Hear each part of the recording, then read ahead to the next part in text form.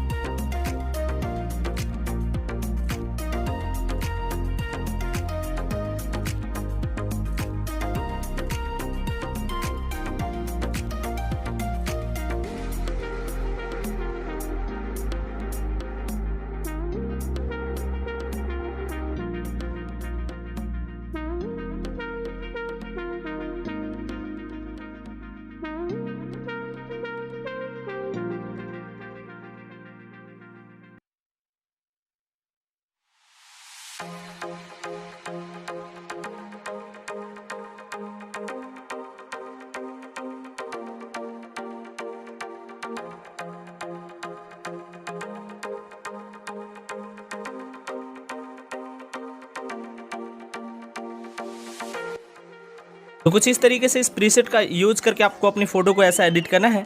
तो बहुत सिंपल सा प्रोसेस था। आई होप गाइस ये वीडियो आपको काफ़ी ज़्यादा पसंद आई होगी। अगर आपको वीडियो पसंद आई तो वीडियो को लाइक कीजिए। अभी तक आपने हमारे चैनल को सब्सक्राइब नहीं किया तो चैनल को सब्सक्राइब करके पास में जो बेल आइकन है उसे ज़रूर ऑन कर लीजिए। इस चैनल पे आपको इसी तरह की लाइटरूम एडिटिंग, पिक्सार्ट एडिटिंग, मतलब बहुत सारे प्रीसेट वाली वीडियो मिलती रहती है। तो गाइस फिलहाल के लिए इतना ही, मिलते हैं नेक्स्ट वीडियो में। Love you all, take care, bye bye.